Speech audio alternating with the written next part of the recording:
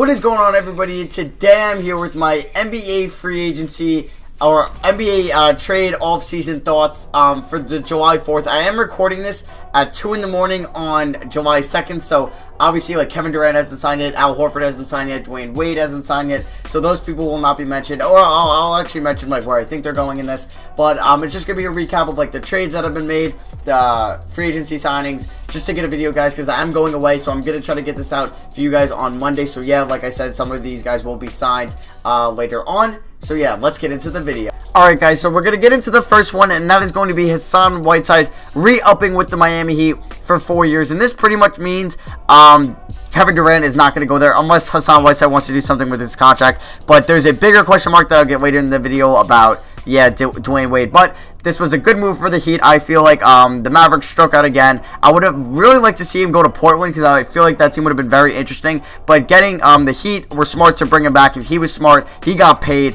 and he re-signs with the Heat.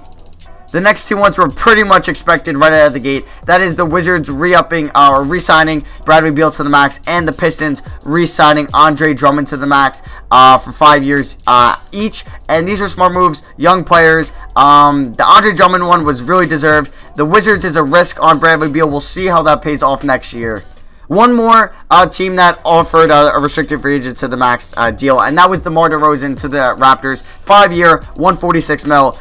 Smart for the Raptors to get their star player, shooting guard. It would have been more interesting if DeMar DeRozan maybe could have been like, oh, I could maybe go to the Lakers or like the Heat, or just like interviewed it with other teams, and just it would have been a little bit more interesting. But we all expected him to go back to the Raptors, and that's exactly what happened. And here we go, the Lakers taking the biggest L. The first free agent signing was Timothy Mozgov. 4 years, $64 million. I don't know what they were thinking. Al Jefferson got 3-year, $30 million from the Pacers, and he's a 10 times better player, better center than Mozgov is. So I don't know what the Lakers were thinking on that. They were smart enough to get Jordan Clarkson back for a cheaper deal than they got Mozgov. It's just absolutely insane, the money they gave Mozgov. Pretty dumb. I don't know what they were thinking. And yeah, so we're going to get into the next one, which was the Hornets re-signing Nicholas Batum to 5-year, $120, and that's what the league has become into. Nicholas Batum is a great player. I thought he was going to get like around $20 million, but he instead is going to get just under $25 million. And yeah, he re-signs with the Hornets.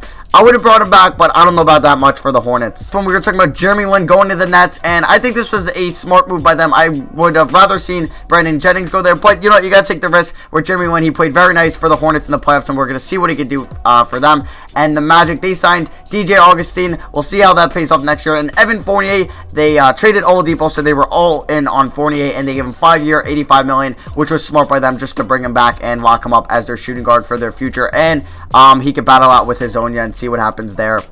So here we go, the Memphis Grizzlies pulling out their wallets. They give Mike Conley 5-year, $153 million. That's over $30 million a year for Mike Conley.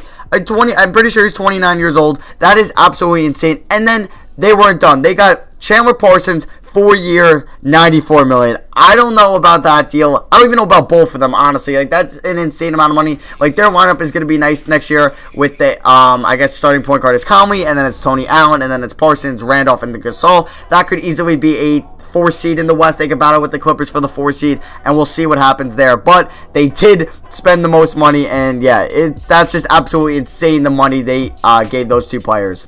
Dwight Howard returns home to Atlanta as he goes to the Hawks for 3-year, $70 million. This means Al Horford's probably not going back, even though there's some reports that they might try to trade Paul Millsap. We'll see what happens there.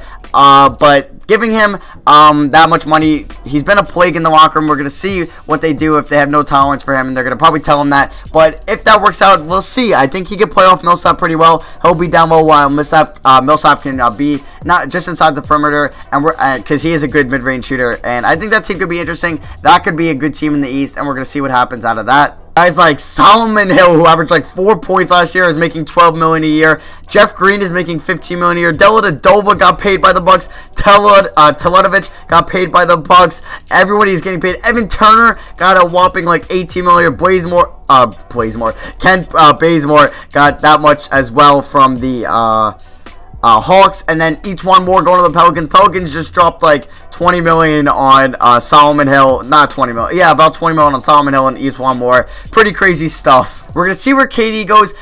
There was reports that he had a great meeting with the Clippers. I think, honestly, he might go to Golden State now. I really think he will, but what everyone's saying, he's going to go back to OKC. So, yeah, that's probably going to happen. Al Horford, I think he's either going to go to OKC, back to Houston, or Boston. We're going to see what happens there. And Dwayne Wade has been rumored to go to my next. I also talked, I didn't get to mention the Joakim Noah. I'll get to that in a second. But if Dwayne Wade, he's been rumored to leave Miami, and I don't think he's going to go to Dallas, Milwaukee, Chicago, or Denver, just because those teams aren't in contention. He still wants to win, even though he wants to get paid. So I think he'll either go back to Miami, go to the Knicks, or somehow make his way to Cleveland. Talking about the Joakim Noah deal, I'm really happy they got Joakim Noah. I wish it was for like 14, 15, 13 million instead of 18, 19 million. But what are you going to do? The CBA rise for getting that for $3 more million a year than the Lakers got Mozgov. I'm fine with that. And I didn't really get to mention my D Rose trade thoughts as a Knicks fan, and I just thought it was a great move for the Knicks. It was a win now move, and it was good for both teams. The Bulls obviously could have got more out of it, but Rose on a one-year deal. We're going to see how he plays this year, and I think it's going to be an exciting year for the Knicks as a Knicks fan, seeing this team be utter crap for the past 2 years. But yeah, so that is going to be it, my free agent recap for the most part. There is some free agents. I just want to get a video out for you guys, giving you my thoughts. So yeah, leave a like button if you enjoyed. Let me know in the comments if you want to see more like real-life NBA talk and stuff like that. So yeah, that'll be for me. Hope you guys enjoyed, and I'll see you guys in the next video. Peace.